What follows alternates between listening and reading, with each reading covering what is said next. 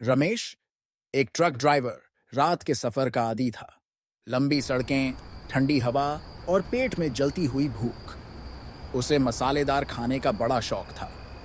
रमेश, आज कुछ मजेदार चाहिए। बिरयानी हो तो मजा आ जाए। रात के 11 बजे हाईवे पर सन्नाटा पसरा था। दूर दूर तक कोई नहीं। रमेश की आंखें आधी नींद में थीं, मगर भूख जगती रही। रमेश, धीरे। इतनी रात को खाना कहाँ मिलेगा?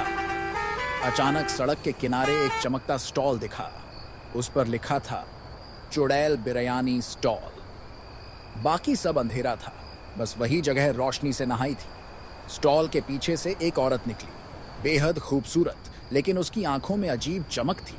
चुड़ैल ठीक ओम मुस्कुराते हुए, इस बिरयानी को खाने के बाद तू सिर्फ अब मेरा है। रमेश हैरान, क्या? रमेश ने डर को अनदेखा किया और बिरयानी ले ली। औरत के हाथ बर्फ जैसे ठंडे थे। वह ट्रक में बैठा और खाना शुरू किया। बिरयानी की खुशबू ने जैसे होश उड़ा दिए। रमेश, वाह, ऐसा स्वाद कभी नहीं चखा। बिरयानी का हर कौर जादू था।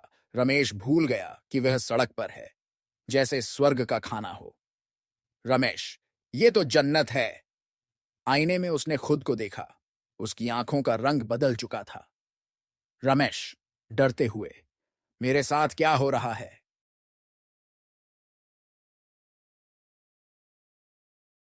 अब उसे सिर्फ वही बिरयानी चाहिए थी। घर का खाना फीका लगने लगा। धीरे से, बस एक बार और रात को वह फिर उसी स्टॉल पर पहुंचा। औरत मुस्कुराई, लेकिन अब उसकी हंसी डरावनी थी। तू वापस आ गया रमेश, मुझे बस एक प्लेट चाहिए। रमेश ने झांक कर देखा। औरत बिरयानी में किसी इंसान की उंगली जैसा कुछ मिला रही थी। वह सहम गया। रमेश, डर से, हे भगवान! औरत ने अपना असली रूप दिखाया।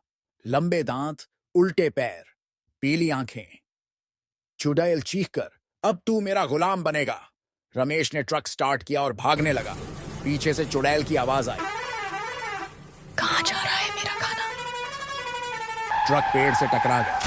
रमेश बेहोश हो गया। रमेश की आंख खुली तो उसने खुद को अस्पताल में पाया। सिर पर पट्टी बंधी थी। पास में उसकी बीवी बैठी थी। भगवान का शुक्र है, तुम जिंदा हो। रमेश ने इधर उधर देखा। सब कुछ धुंधला था। रमेश कमजोर आवाज में, स्टॉल, वो औरत कहाँ है? चौंक कर कहा। कौन सी औरत? वहां तो कोई नहीं था। तुम्हारा ट्रक तो सुनसान जगह पर मिला। थोड़ी देर बाद पुलिस आई। इंस्पेक्टर ने कहा, इंस्पेक्टर, हम वहां पहुंचे थे। वहां कोई स्टॉल नहीं था, सिर्फ राख और जले हुए हड्डियों के निशान मिले। का चेहरा सफेद पड़ गया। रमेश, नहीं, वो सच में थी, चुड़ैल थी। रात में जब सब सो गए, रमेश ने खिड़की से बाहर देखा। दूर सड़क के मोड़ पर वही लाल रोशनी झिलमिला रही थी। उसने एक धीमी आवाज सुनी,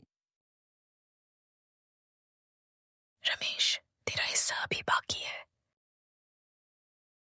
रमेश चीख पड़ा और लाइट झपक कर बंद हो गई।